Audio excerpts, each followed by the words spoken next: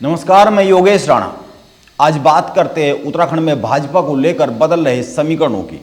लेकिन मैं अपनी बात को शुरू करने से पहले एक वीडियो आप लोगों को दिखाना चाहता हूं। हो सकता है यह वीडियो आप लोगों ने देखा हो, लेकिन इस वीडियो से अधिक वो संदर्भ महत्वपूर्ण है जिसको लेकर मैं इस वीडियो को आगे रखकर बात करने वाला हूं। यह वीडियो उत्तराखंड में उत्तरकाशी जिले के पुरोला का है। यहां पर पिछले कई दिनों से धर्मांतरण के खिलाफ प्रदर्शन चल रहे हैं। उत्तराखंड में संशोधित धर्मांतरण कानून लागू होने के बाद पहला मामला यहीं पर दर्ज हुआ है। इसमें 7 लोगों के खिलाफ केस दर्ज किया गया है। कुछ दिन पहले उत्तरकाशी के पुरोला क्षेत्र के एक गांव में धर्मांतरण का मामला सामने आया तो जांच की गई और जांच में पाया गया कि धर्मांतरण कराने के लिए मसूरी से एक चर्च के पादरी को बुलाया गया था। इस मामले में पुलिस ने 7 लोगों को नामजद किया है। एक और बात सामने आ रही है और वो यह है कि इस धर्मांतरण के मामले में रुपए पैसों का बड़ा खेल हुआ है। शादी के अलावा और तमाम तरह के प्रलोभन दिए गए हैं। उत्तराखंड में धर्मांतरण के आरोप पहले भी लगते रहे हैं, लेकिन अब इस विषय पर यहां पर भाजपा की सरकार बहुत ही ज्यादा सख्त हुई है। इसीलिए पुराने कानून में संशोधन कर नया कानून बनाया गया है। यह कानून बहुत ही सख्त है। त्रिवेंद्र सिंह रावत ने उत्तराखंड में धर्मांतरण कानून बनाया था। जब त्रिवेंद्र सिंह रावत की सरकार थी, उस कानून में पुष्कर सिंह धामी की सरकार ने कुछ कड़े संशोधन किए हैं। उत्तराखंड में एक धारणा रही है और वो यह है कि यहां पर एक बार भाजपा और एक बार कांग्रेस की सरकार बनती रही है।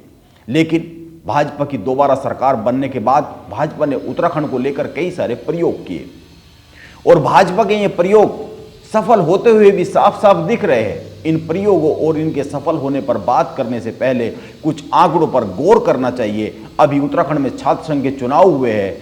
प्रदेश में 98 कॉलेज है और इनमें से 45 कॉलेजों में अध्यक्ष और 33 कॉलेजों में महासचिव पद पर एबीवीपी ने कब्जा किया है। साल 2019 में जब चुनाव हुए, 2 साल छात्र संघ के प्रदेश में चुनाव नहीं हुए कोविड के कारण, और जब 2 साल पहले 2019 में चुनाव हुए थे तो सबसे ज्यादा निर्दलीय अध्यक्ष बने थे। निर्दलीय उम्मीदवार सबसे ज्यादा जीते थे और यही पहले भी होता रहा है। लेकिन इस बार गढ़वाल और कुमाऊं दोनों ही मंडल में एबीवीपी ने कमाल का परिणाम दिया है। ऐसा क्यों? क्या उत्तराखंड में युवा पीढ़ी पूरी तरीके से भाजपा के साथ आती हुई दिख रही है? यह एक सवाल है। इस सवाल के उत्तर तक आने से पहले एक बात पर गौर करना चाहिए। हाल ही में हरिद्वार में जिला पंचायत चुनाव हुए हैं, त्रिस्तरीय पंचायतें चुनाव हुए हैं और भाजपा ने राज्य गठन के बाद पहली बार हरिद्वार में ऐतिहासिक जीत दर्ज की है। ऐसा क्यों? क्या यह कांग्रेस की उत्तराखंड में निष्क्रियता के परिणाम है या फिर एक संदेश राजनीतिक तौर पर उत्तराखंड में जा चुका है कि कांग्रेस भाजपा को अब रोक नहीं सकती? इसीलिए युवा और अन्य वर्ग कांग्रेस को छोड़कर उसकी ओर से मुंह मोड़कर सीधे भाजपा के साथ आकर खड़ा हो गया है। या फिर उत्तराखंड में पुष्कर सिंह धामी ने दूसरी बार सत्ता की बागडोर संभालते ही जो हिंदू धर्म के हितों को लेकर संदेश देने शुरू किए, कॉमन सिविल कोड, धर्मांतरण कानून, अवैध मजारों को हटाया जाना, मदरसों का सर्वे और मदरसों में पढ़ाई के अलावा होने वाली अन्य गतिविधियों को लेकर बार बार बयान, बार बार बात, इन सब के कारण उत्तराखंड की राजनीति धीरे धीरे मोड़ ले रही है। क्योंकि आप ध्यान दीजिए, उत्तराखंड में ध्रुवीकरण की राजनीति कभी होती नहीं रही है। लेकिन क्या अब उत्तराखंड में भाजपा की यह राजनीति सफल होती हुई साफ साफ दिख रही है? यह कुछ सवाल है जो उत्तराखंड की मौजूदा राजनीति के संदर्भ में किए जा सकते हैं। वैसे तो इन सवालों को लेकर प्रदेश में होने वाले निकाय चुनाव में तस्वीर बहुत ही साफ हो जाने वाली है, क्योंकि यह जो साल लग रहा है 2023, इसी में प्रदेश में निकाय चुनाव होने हैं।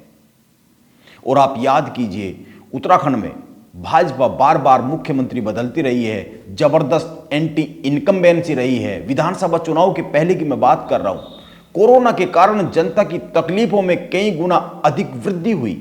महंगाई, बेरोजगारी और भाजपा में भीतरघात, ये विधानसभा चुनाव के पहले के मुद्दे रहे। इसके बाद भी विधानसभा चुनाव में भाजपा ने जबरदस्त जीत हासिल की और उत्तराखंड में कांग्रेस पार्टी में आपसी फूट और कमजोर हो चुके संगठन के कारण कुछ लोगों में एक धारणा बनती जा रही है, और वो यह कि कांग्रेस के नेता जब खुद ही नहीं लड़ना चाहते तो फिर उनको कौन लड़ाए। और एक अन्य बात, जीतते हुए के साथ हर कोई खड़ा हो जाना चाहता है। आप अपने आसपास बात कीजिए, लोग ये कहते हुए, सुनते हुए, बताते हुए देखे जा सकते हैं कि उत्तराखंड में कांग्रेस का यही हाल रहा तो भाजपा को रोकना बड़ा ही मुश्किल होगा आने वाले समय में।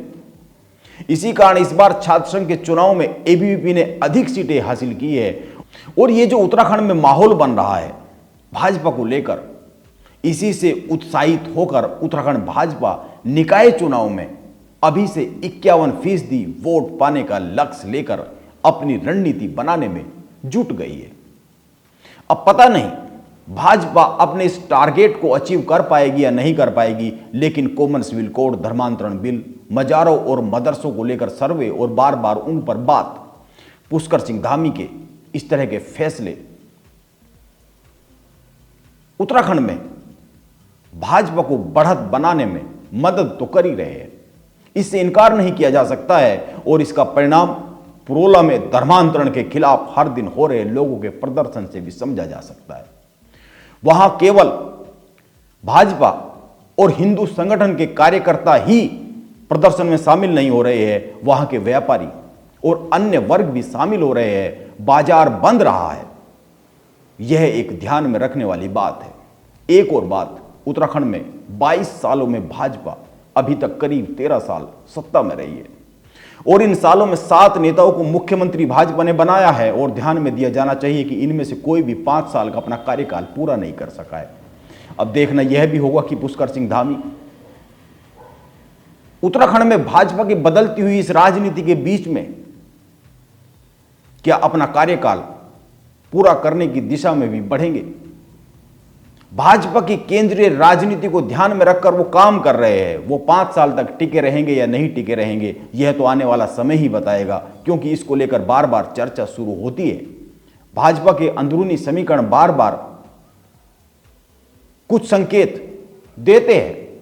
कई लोग इस तरह की गतिविधियों में जुड़े हुए दिखते हैं, लेकिन उत्तराखंड में पुरोला में हो रहा प्रदर्शन यह बता रहा है कि प्रदेश में राजनीति बदल रही है। और यह माना जाना चाहिए कि जिस तरीके से आज उत्तराखंड में कांग्रेस का हाल है, उससे समीकरण लगातार भाजपा के पक्ष में होते ही जाएंगे, क्योंकि कांग्रेस भाजपा को, यह भाजपा की जो राजनीति है, इसके खिलाफ प्रदेश में कुछ भी करती हुई तो दिख नहीं रही है।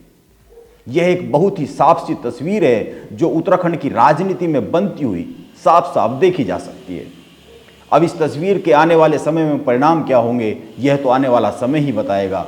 इसको तो और समझने की जरूरत है। नमस्कार, आप बने रहे मेरे साथ।